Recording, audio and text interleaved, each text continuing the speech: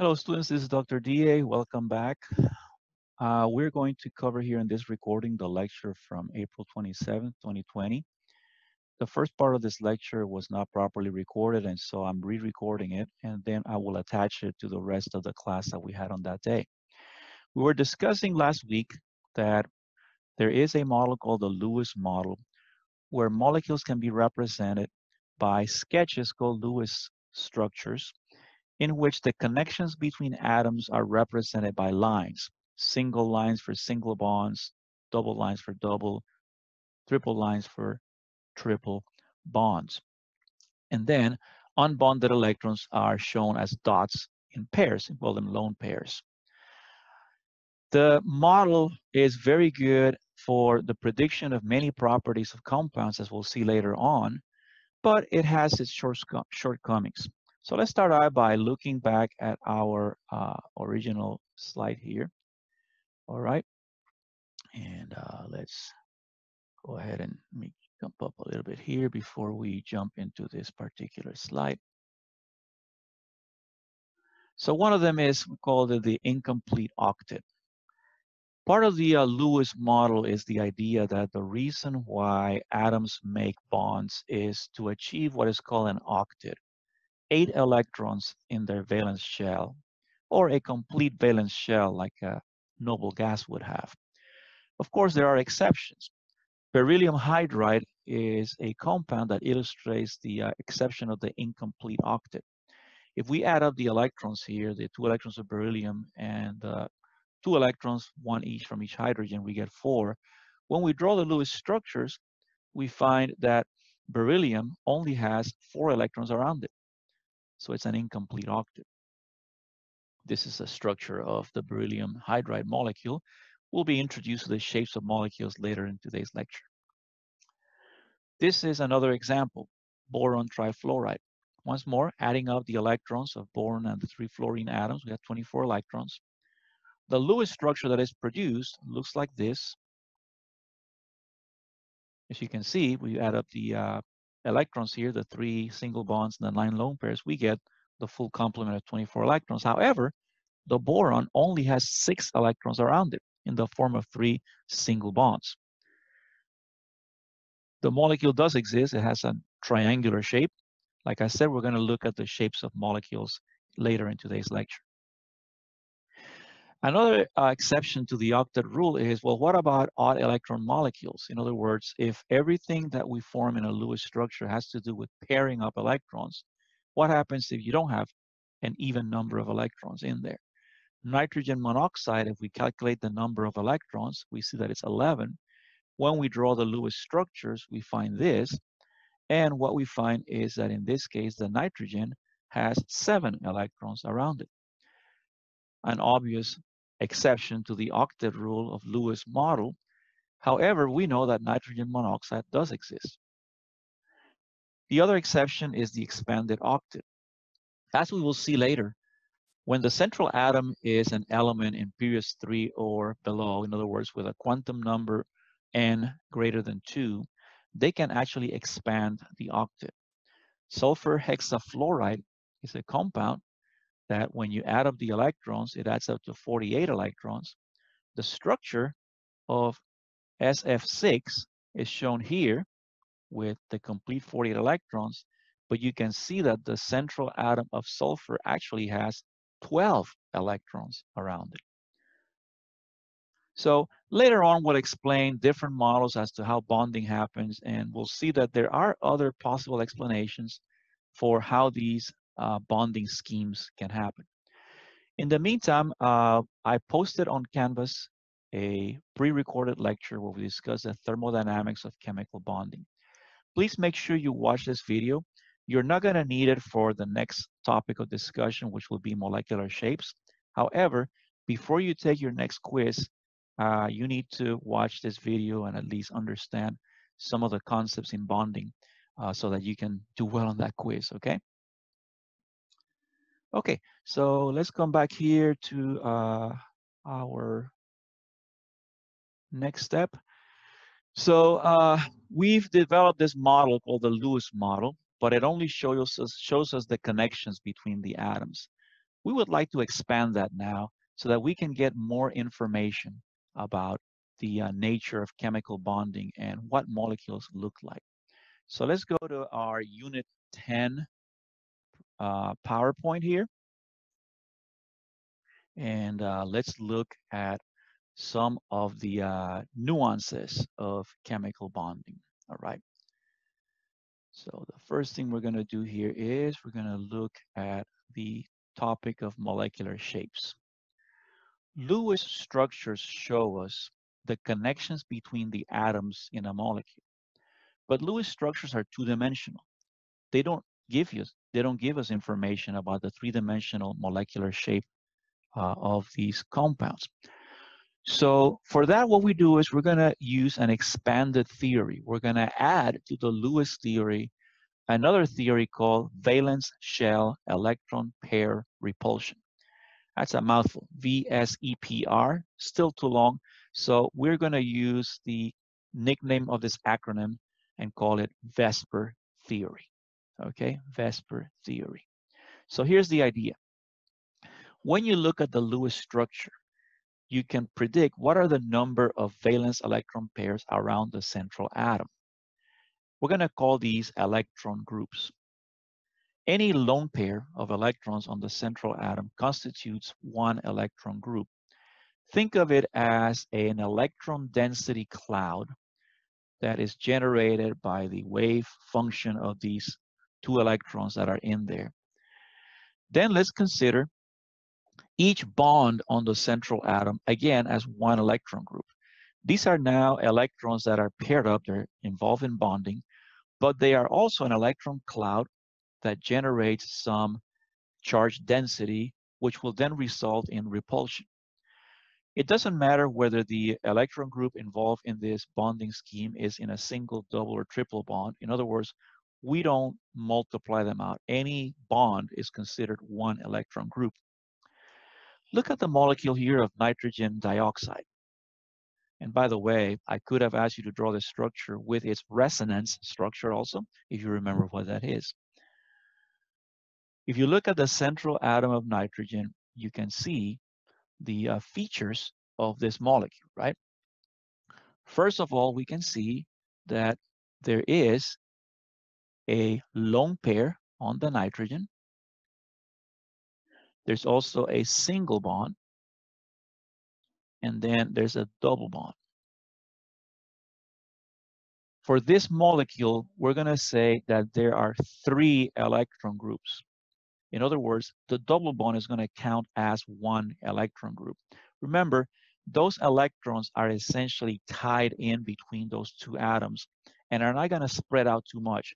So we have to count them together as one electron cloud, one electron group. We're going to watch a video now so that we can understand a little better how this function works here. All right, I'm going to move us to a video here. And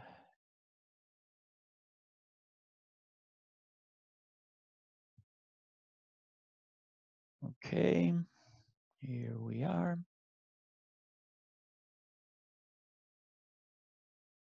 Chemists use valence shell electron pair repulsion, or VSEPR theory, to account for the shapes of molecules.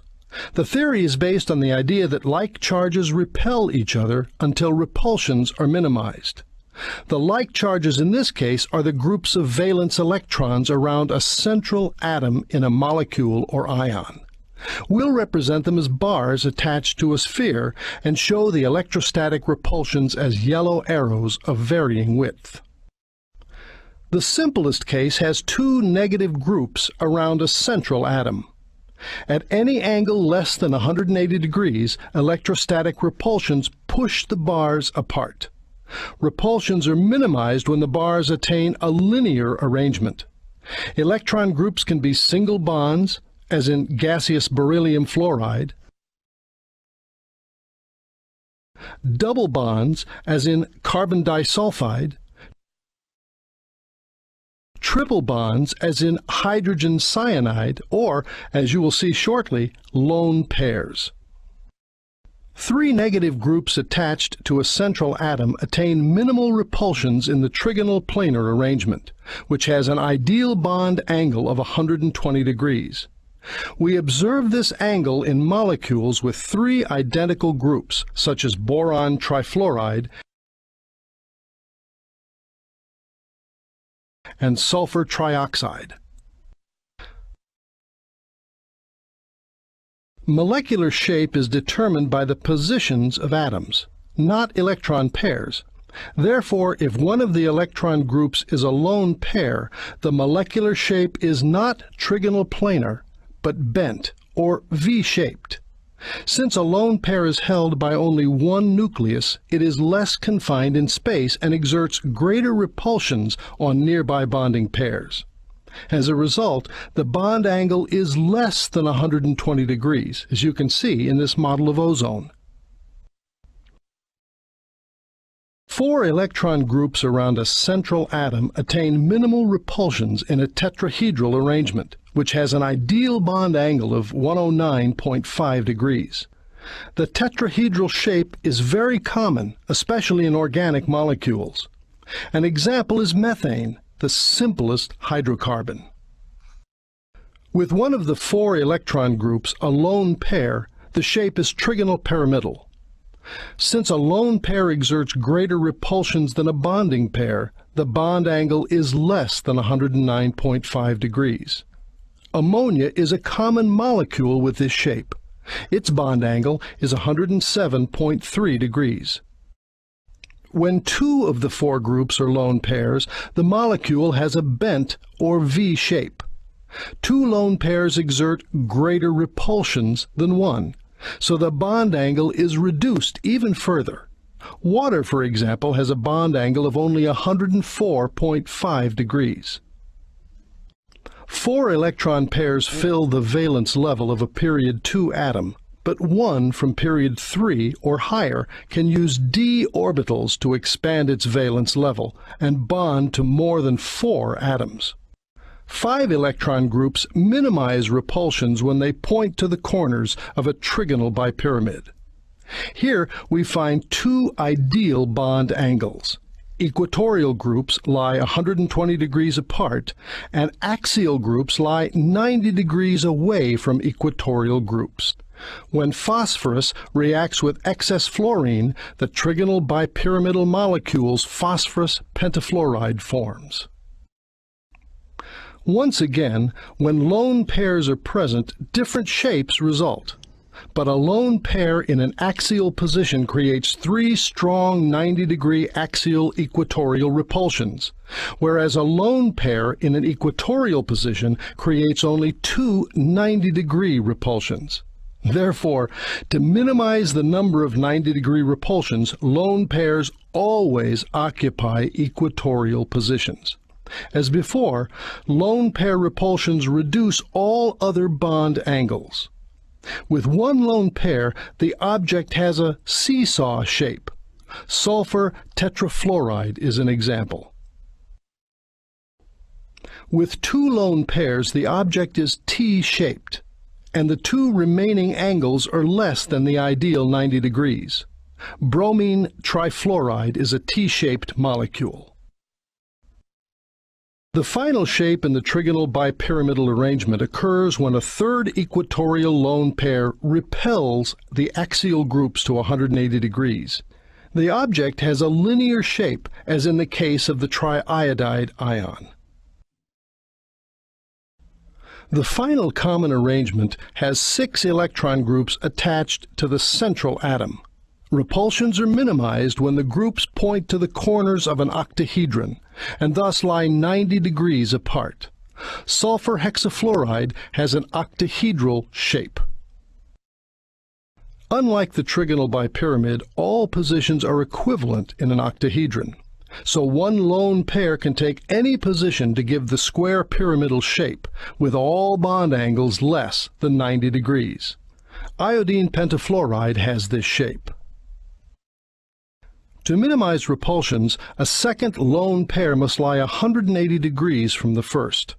The 4 remaining bonding groups are repelled to the ideal 90-degree angle and define the square planar shape. Xenon tetrafluoride, one of the first noble gas compounds to be made, is a square planar molecule.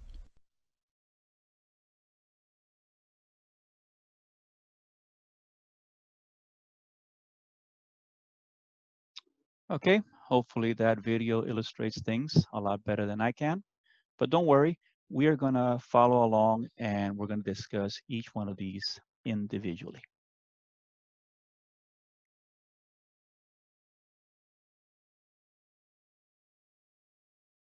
So first thing we're going to do is we're going to take all these different types of shapes and organize them. And we're going to build little classes. And we're going to use a designation which is sometimes called the ABE, sometimes the AXE format. And it looks like it shows in here AB sub M, E sub N, or AX sub M, E sub N. And A is simply representing that there's a central atom in the molecule. B, or X, is going to be an atom or more that are bonded to the central atom, and the subscript M tells me how many there are. In other words, how many single, double, or triple bonds are around that central atom. And then E, capital E, stands for lone pairs on the central atom. Remember, lone pairs on the outside atoms are not considered towards the shape of the molecule. And the subscript N is going to be the number of lone pairs that you have, again, on the central atom. Sometimes the number of electron groups total, M plus N, is called the steric number. So let's build ourselves a little table to explain this VSEPR model, all right?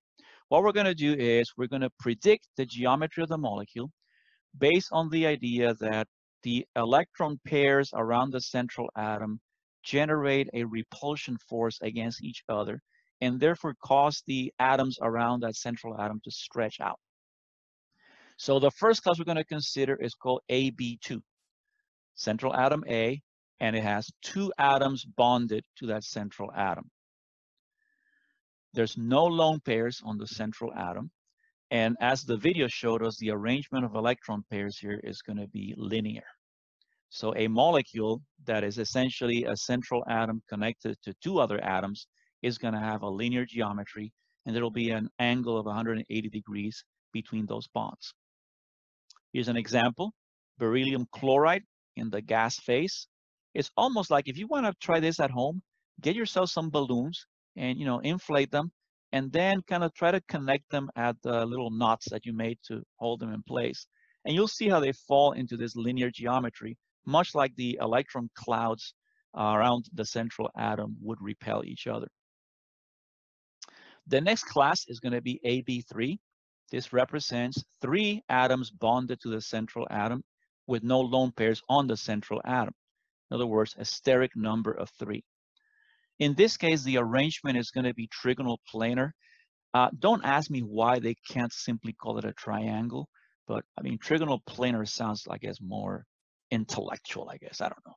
But anyway, that's the formation that you get here. And if you have a molecule that has a central atom connected to 3 other atoms, it's also going to have this type of geometry called trigonal planar with 120-degree angles between the bonds. Here's an example: boron trifluoride, we mentioned as an exception to the octet rule. Notice the trigonal planar shape, 120 degrees. And again, if you use 3 balloons and connect them at the knots, it'll generate the same shape. The next class is AB4. This represents, again, 4 atoms bonded to the central atom with no lone pairs on the central atom. And in this case, what we generate is a tetrahedral shape. Tetrahedral means it has 4 sides. It's not a pyramid technically. It's more like a 4-sided structure with the central atom kind of inside the 4 sides that are kind of connected to each other. The angle between these bonds would be 109.5 degrees, and a molecule made of a central atom with 4 atoms connected to it would have a tetrahedral shape. Here's an example for the famous compound methane. that powers our gas ranges and, of course, our Bunsen burners in the lab, you can see the classical tetrahedral geometry there, 109.5 degrees. Notice that it's not flat because this structure actually generates the better distance between the hydrogen atoms, between those clouds of electrons that the carbon has around it in its bonding with hydrogens. As the video explained, for atoms in the third period and below, they are able to recruit electrons from their d subshell to expand their bonding beyond the octet rule. And you can get what is called an AB5 class. This represents a central atom that has 5 atoms connected to it with no lone pairs on the central atom. The shape generated by this is called I lost my PowerPoint here. There you go. Trigonal bipyramidal or trigonal bipyramid. And what's important, as we'll see, is that there are 2 groups of electron groups in this molecule. Once more, a molecule that consists of a central atom with 5 attached atoms will have this trigonal bipyramidal shape. Here's an example of a compound formed between phosphorus and chlorine. This is PCl5, phosphorus pentachloride. And what's important to notice is that there are 2 chlorines that are, let me start this way. There are 3 chlorines that essentially form a bit of a triangle here, kind of around that central phosphorus atom. And they're on the same plane, and they are separated by 90-degree angles. By 120-degree angles. And then there are 2 other chlorines on each side of that triangle at 90 degrees from that triangular group. The chlorines that form that triangular shape are called the equatorial atoms, and the ones that are above and below that plane are called the axial atoms or groups. So there you have it. Those are 5 classes. There's one more we're going to discuss. That's AB6, where you have 6 atoms connected to the central atom, no lone pairs.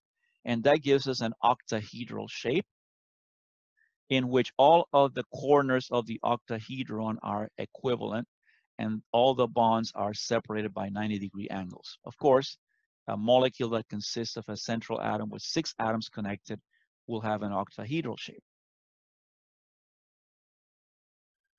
Here is an example from sulfur hexafluoride that we saw as an exception to the octet rule. And again, if you want to try it at home, if you can try to match 6 balloons into this shape here on the left, you will see that they will generate this octahedral geometry. Here you can see the sulfur in the middle, and there are 6 fluorines around. If you could turn this molecule around, you could see that any one of those fluorine is essentially interchangeable in position with the other ones. There are no unique positions in this molecule. Now, sometimes what will happen is that you'll have some of the lone pairs be, some of the electron groups be lone pairs on the central atom. In that case, beginning with the AB3 class, which is a trigonal planar arrangement of electron groups, we can have what's called the AB2E. And what that means is that you have, this time, 2 atoms connected to the central atom and a lone pair. Notice that the steric number, in other words, the sum of those 2 groups is still 3. Therefore, the arrangement of the electron groups is still trigonal planar. But because the electron cloud in that lone pair does not really extend very far and it's not visible, there's no atom in there, that lone pair is pretty much invisible when it comes to defining the shape of the molecule. So you only consider the atoms that are left, and that gives you a bent shape. Now, when you have bonding electron pairs, they are held between the nuclei of the 2 atoms that are participating in that bond. So that negative charge density is pretty spread out, and it's kind of like distant from the central atom's nucleus. However, when you have a lone pair, those non-bonding electrons are pretty much localized right on top of that central atom. And because they're not being held by another atom, they spread out more. And so they generate more repulsion. As a result, when you have a molecule that has this bent geometry, like ozone, you're going to have an interesting phenomenon. Here on the left, we're showing one of the resonance structures of ozone. And here on the right side, we have illustrated what the shape would be, right? Because the ozone has a single bond, a double bond, and a lone pair.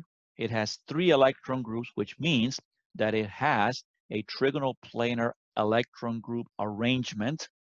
However, because one of those electron groups is a lone pair, it's not visible in the molecular structure, and so we have a bent shape.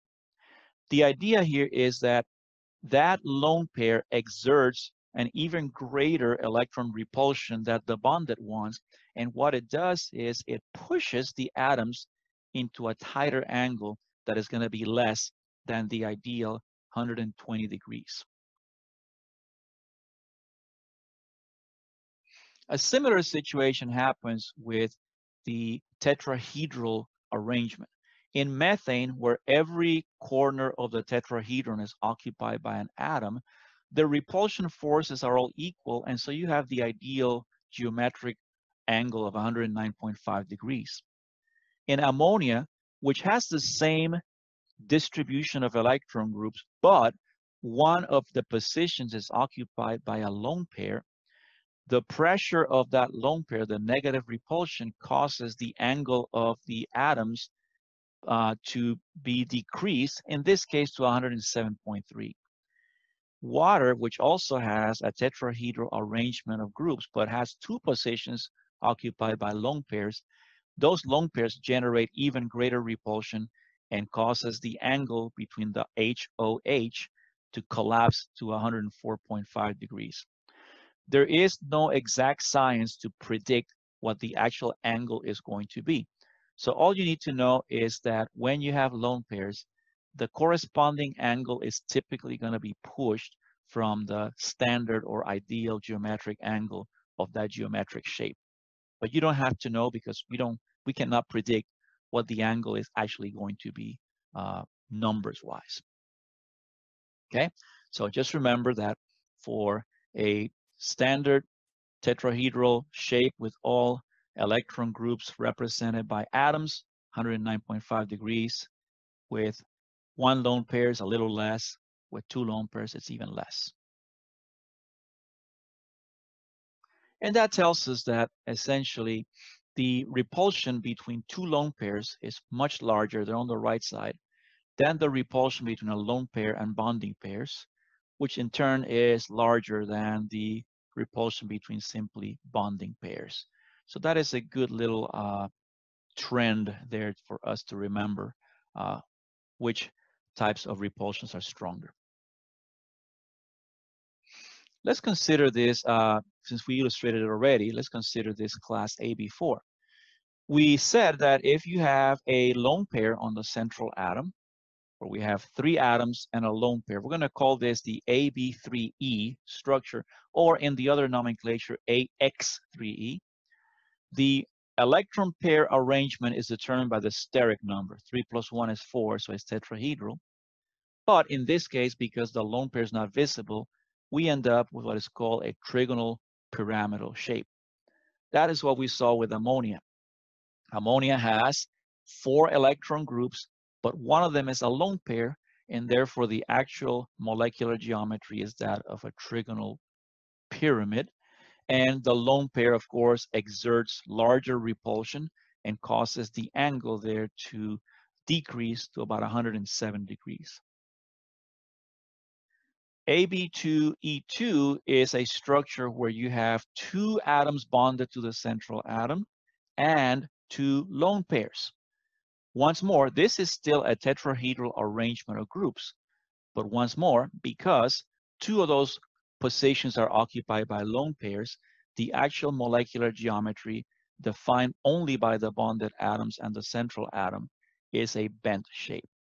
Such is the case with water, and as we can see here, those two lone pairs exert such repulsion that it causes the angle between the oxygen and hydrogen bonds to become even lower at 104.5 degrees. All right, let's go ahead and take a 10-minute break.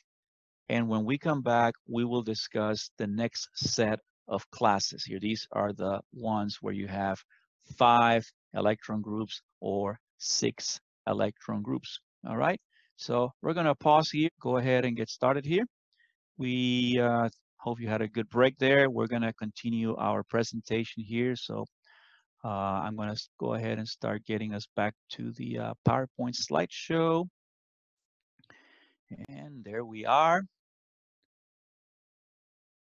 All right. So we said that for atoms in the third period and below, they are capable of recruiting electrons from the d subshells into bonding, and so they can expand bonding beyond the octet rule. If you have an atom that has 4 bonded atoms and a lone pair, we're going to call that structure AB4E. And like the nomenclature says, 4 bonded atoms, 1 lone pair, or AX4E. Because the steric number is still 5, the arrangement of the electron groups is trigonal bipyramidal, but the molecular geometry is not going to show that lone pair, and it's going to give us something called a distorted tetrahedron, or as we'll see, sometimes called the seesaw shape. Notice that if I have a structure, for example, here with sulfur tetrafluoride, notice that there are 2 different kinds of positions in the original trigonal bipyramid shape. There are 3 equatorial positions and 2 axial positions.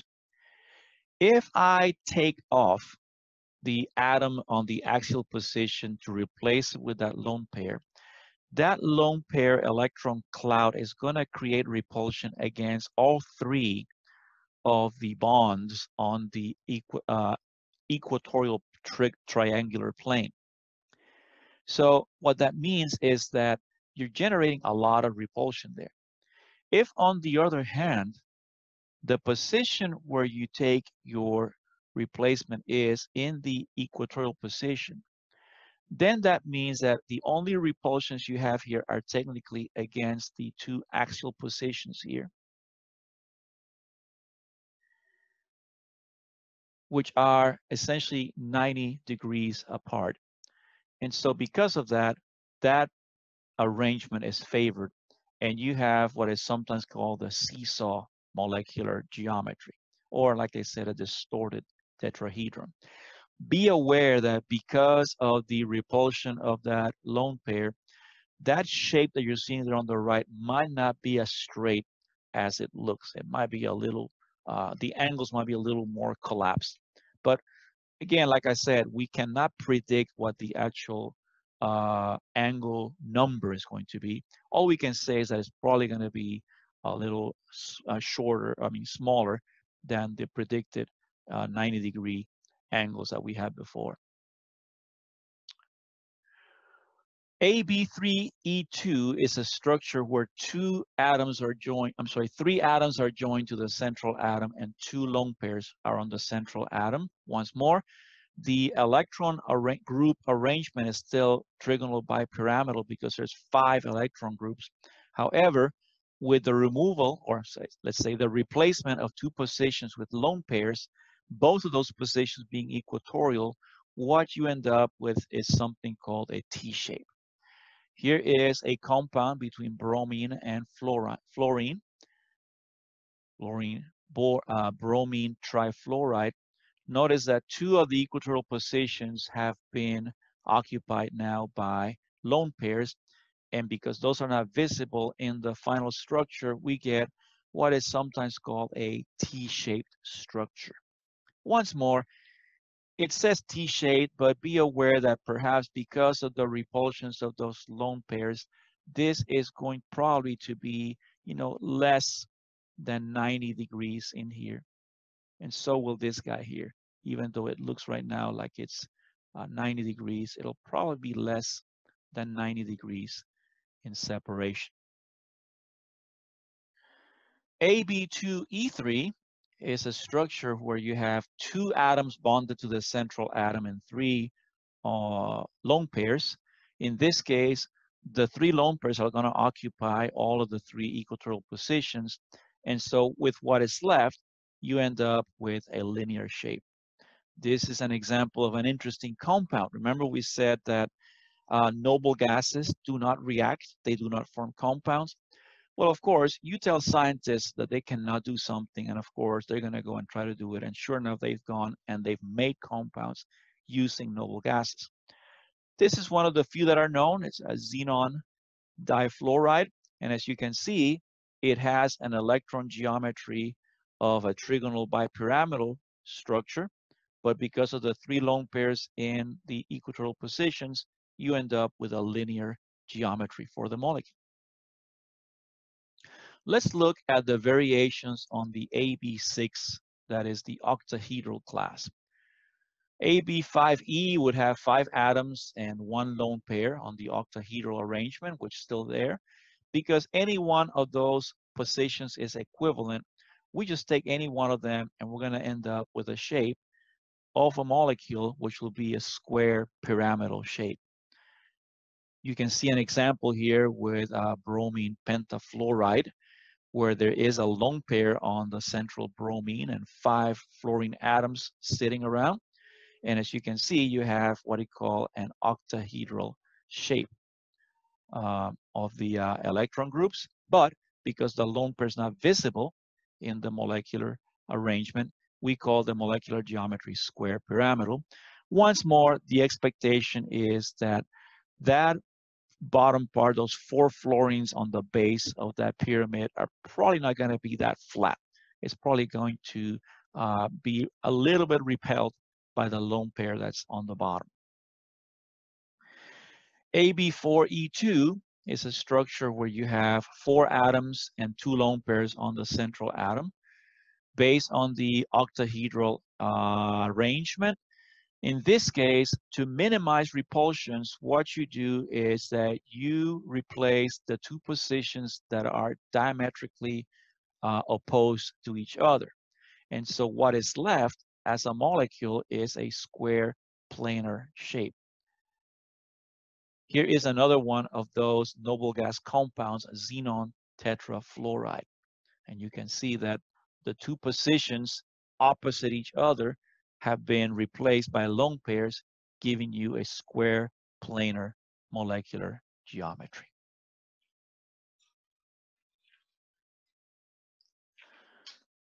That's pretty much as far as you go. Of course, you could come up with compounds where you have the, maybe like an AB3E3 kind of thing, but I think we're going to leave it there.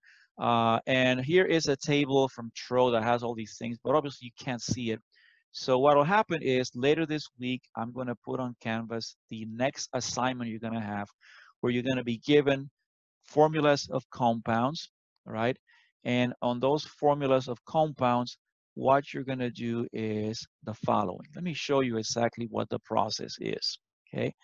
So first, given the formula of the compound, you draw the Lewis structure. Once you have the Lewis structure, which is essentially flat, you determine the number of electron groups around the central atom. Remember, each electron group is formed by either a bonding or a lone pair, and multiple bonds count as one group. So a double, a triple, a single bond, each one of those counts as one electron group, and each lone pair counts as one electron group. And then what we do is we use a VSEPR table to determine the shape and the bond angles.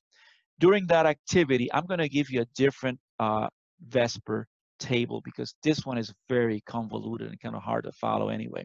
So I'm going to give you more of a grid shape kind of table.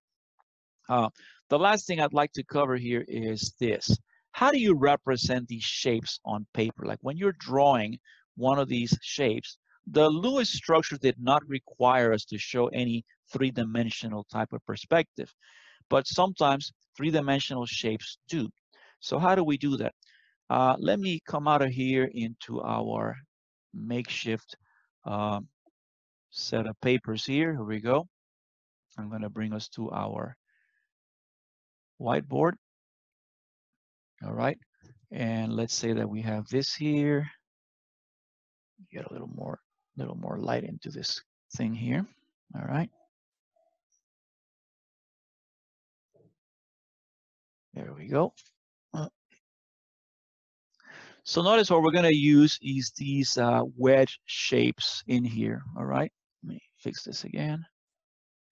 Sorry about that, guys. This thing has decided to stay stuck on the table and doesn't work. There you go. So, for example, I just represented a structure for, let's say, SF4, right? And we said that the Lewis structure for that was S. Then we have 4 fluorine atoms and a lone pair in here. And of course, each fluorine atom has its own complement of pairs, so we can have an octet on each. The sulfur obviously is expanding beyond the octet. Now, I know that this structure represents the AB4E class, correct? AB4E class, which is supposed to be the so-called seesaw shape. How would I represent this compound, this structure, to give me that sense of three-dimensionality? Well, we're going to use these different types of lines in here. A straight line is going to represent that particular bond, that particular pair of atoms are lying on the same plane as the page or the screen. A hatched wedge is going to represent a bond that is kind of like going away from us, like almost like into the page. And a solid wedge is going to represent a bond that's coming out of the page or out of the screen.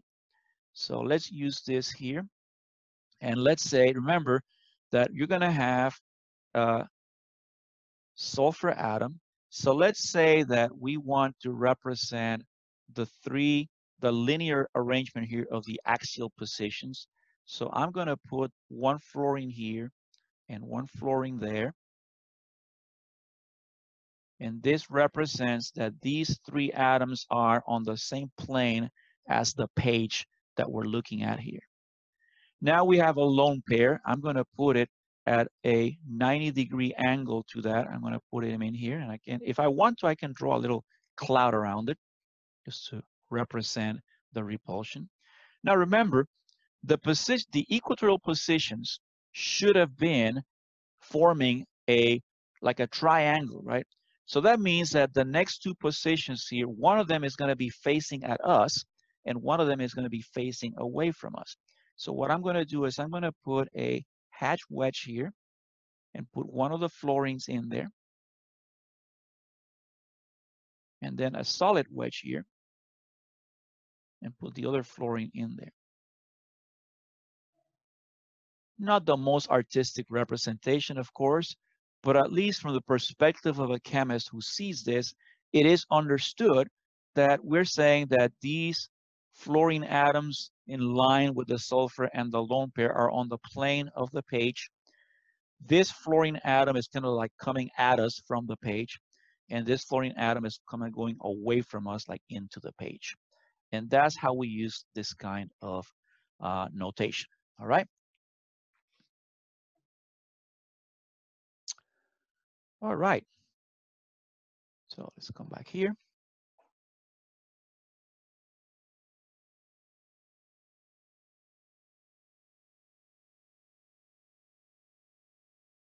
All right. Okay, let me come over here. I think, oh, Alexa had a message. We are going to have a SI session today after class at 3 o'clock. So it's going to be on Lewis structures. And hopefully for those of you who already watched the additional lecture on thermodynamics of bonding, we're going to do a practice on the Born-Haber cycle. This is where you determine what the lattice energy of an ionic compound is. Okay, so I'm hearing here that the chat room is closed. Is that correct?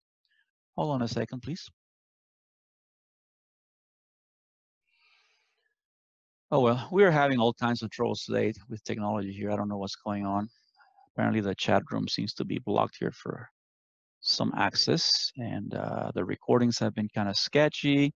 Hey, we can do this together, right? Let me go back here to our presentation once more, and let me talk a little more about these bonding representations. One of the things that the Lewis theory did tell us was that even though the sketch that you make assumes that electrons are shared equally between the two atoms in the bond, we know that some atoms are more electronegative than others. So one of the things that we learned was, for example, that if you form a hydrogen fluoride molecule, the fluorine draws the electron density more towards itself, therefore generating an electron-rich region around the fluorine atom and an electron-poor region around the hydrogen. We call this a partial charge, and we use the symbol delta plus for the partially positive side and delta minus for the partially negative side. Now, because of these two, this unequal distribution of charge, we can generate a vector between the plus and the negative side, and we represent it as a vector to which we add that little cross line there on the left side. So it makes it sound like it's going from the positive end towards the negative end. And this is what is called a dipole moment. It's a property discussed in physics, and it can be obtained by multiplying the charge times the distance between the charges. And the units that it uses are called dBys, and it's basically 1 dBy is a certain number of coulombs times meters. For our purposes, we don't need to calculate these things.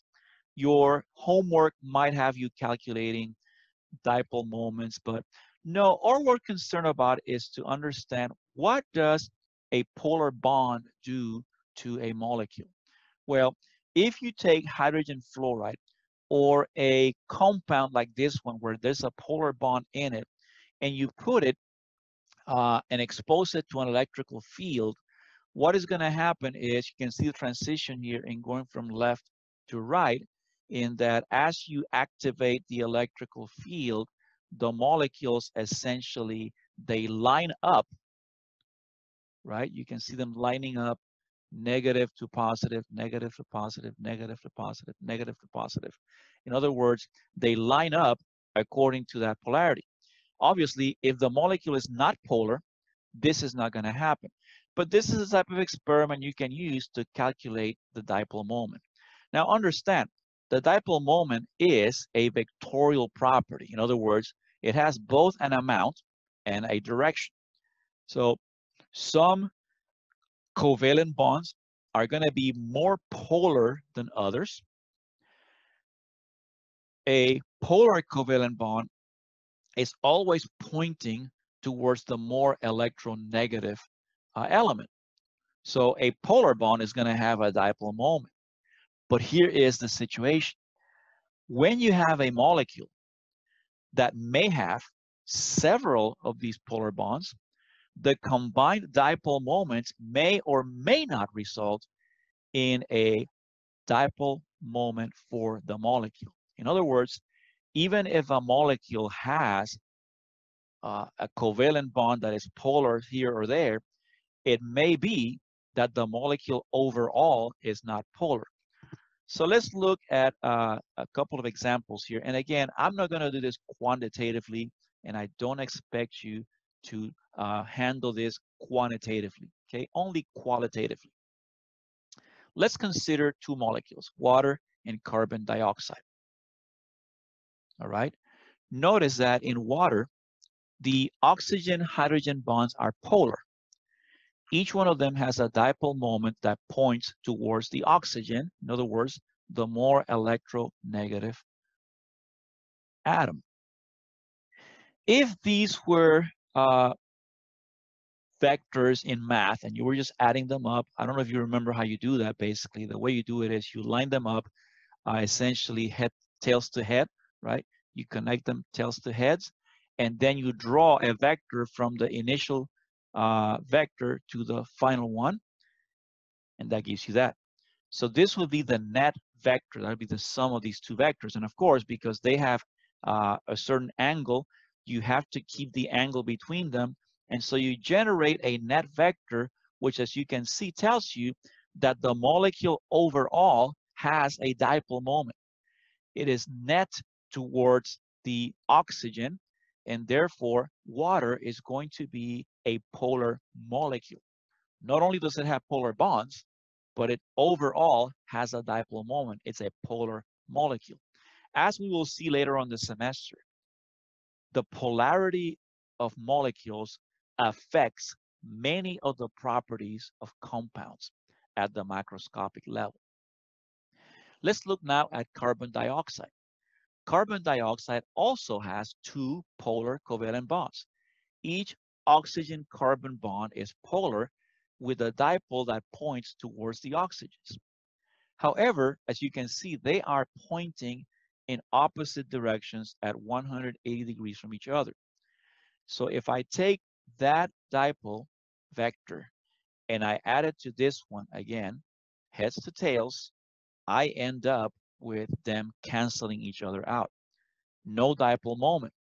And therefore, carbon dioxide, even though it has polar bonds as a molecule, it is nonpolar. In some cases, like I said, scientists like to actually calculate these things, and we're not going to go to that level of depth or kind of extreme calculations.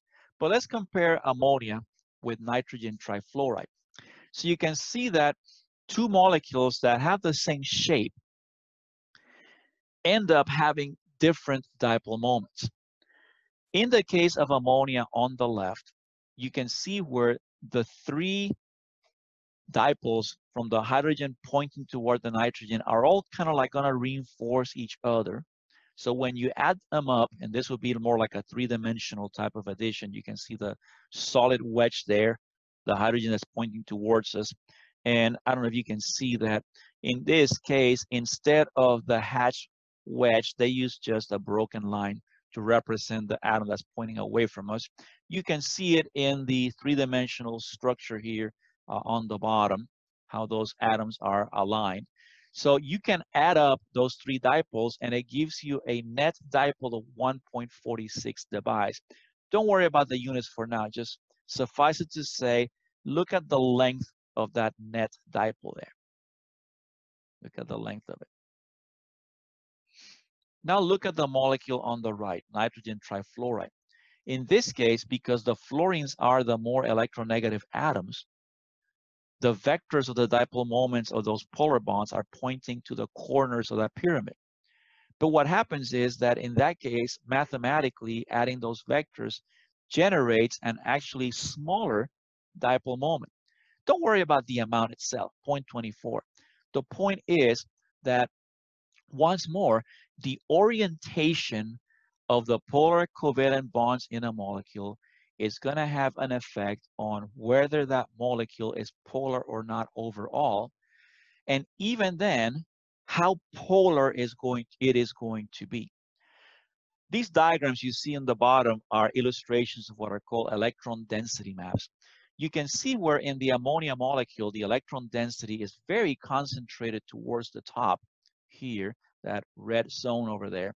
Whereas in the case of the nitrogen trifluoride, it's kind of a little more dispersed. And that's why it doesn't generate the larger, net dipole for the whole molecule. Okay, so let's start wrapping things up here. And let's talk about bonding, all right?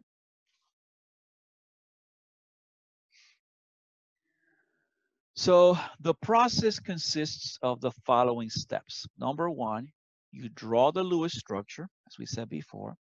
Once you have the Lewis structure and you have counted the electron groups and how many of those electron groups around the central atom are actually lone pairs, you can determine the molecular geometry. Now, you examine whether any of the bonds in the molecule are polar. Now, if none of the bonds in the molecule are polar, then the molecule is not going to be polar anyway. However, if you do have at least one polar bond, then you have to consider whether in the shape of that molecule and given the orientation of each one of those individual dipole moments, are they going to add up to give you a net dipole moment for the molecule? In other words, a polar molecule. We're going to do some of this in that exercise at the end of the week, all right? Now, let me conclude here by giving you an illustration of the importance of this property of polarity, all right? How does a microwave oven work? I don't know if you remember, but when we studied the electromagnetic spectrum, we saw that microwave radiation was actually of a longer wavelength than even visible light, right? In other words, it seemed like based on our paradigm, longer wavelength, less energy. And so the question was, well, why can I cook food with something that has a low energy type of radiation? Well, here's the reason. Look at the electromagnetic wave of a microwave oven. Notice that it has a wavelength that essentially matches sort of like the length of the bonds in water. We said that water is a dipole. And so what happens is that as the wave crosses through the whatever, I think we have some poultry here in this microwave oven. I wouldn't cook a turkey in a microwave oven. It's going to come out rubbery. Anyway, this is for the sake of illustration. We're just using it, right? So notice that what the wave does is every time that the crest passes and switches into a trough, you can see that here, right? It causes the molecules of water to flip because of the matching wavelength with the length of these, dipoles in here. And so every time you're flipping one of those water molecules, of course, you are generating kinetic energy. Kinetic energy is the energy of heat. And so what's happening is that the water molecules inside our food are getting, gyrated around. They're kind of spinning around, generating a bunch of kinetic energy, and that's what heats up the food. That's why we say sometimes that a microwave oven cooks from the inside out. So whereas a standard oven essentially radiates heat into our food, and of course the heat is transmitted via molecular collisions, and it starts from the outside and it transfers the energy to the inside, and that's why you get the food can be cooked on the outside but not on the inside. A microwave oven does it the opposite way, because the water molecules are kind of heating up inside. The food essentially cooks from the inside out. And hey guys, this is just like a hand-waving, sketchy explanation of a microwave. If you guys want to get a real explanation, I would go ahead and Google it and get the actual formulas, the actual sizes of these waves and all that kind of stuff, okay? But this is just the principle, all right? Okay, now we're gonna pause here and we will reconnect next time.